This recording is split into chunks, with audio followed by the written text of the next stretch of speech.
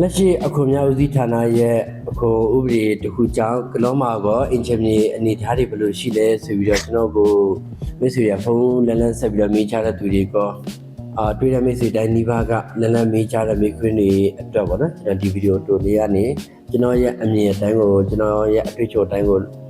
ပြပြပေးချင်ပါတယ်ဗျလက်ရှိကျွန်တော်ကလောမှာကကျွန်တော်အယောင်က73ခွက်တော့ရှိတယ်အယောင်ပိတ်သွားတာပေါ့နော်ဒါဂရမ်မြေတွေသူကတော့ကလောမြေစီကတော့ဆက်ပြီးတော့တက်အောင်မှာပဲဆိုပြီးတော့သူကတော့ပိတ်ထားတာရှိရဗျပြီးတော့ပေါက်စီတန်းအောက်ကိုရောင်းတာလည်းကျွန်တော်၄ခွက်ရှိတယ်ဗျ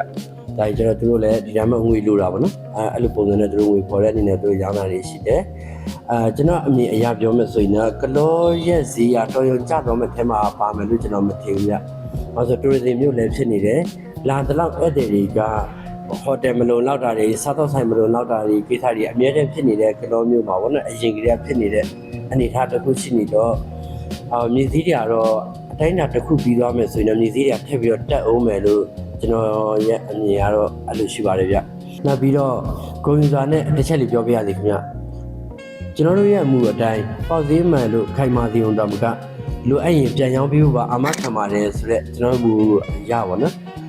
လွန်ခဲ့တဲ့2လလောက်အရှိကလေးကကျွန်တော်တို့ဝယ်ရောင်းအတွက်ဝယ်ပြီးခဲ့တဲ့မြေကွက်တွေအားလုံးကအကုန်လုံးကဆွလောက်သွားပါပြီဗျဝယ်ရောင်းအတွက်ဆိုတော့ဝယ်ထားတဲ့မြေကွက်လေးတွေပေါ့နော်အဲ့ဒီတော့အခုစံနှုန်းတွေတက်သွားတဲ့အချိန်ကလေးကကျွန်တော်ရဲ့ဝယ်ရောင်းတတိတွေပေါ့နော်သူတို့ကိုဒီအချိန်မှာဆိုရင်ကျွန်တော်ငွေဖော်ထားတဲ့အချိန်ရောက်ပြီဆိုပြီးတော့အမြတ်ပပလေးနဲ့ရောအမြတ်ထူထူနဲ့ရောပေါ့နော်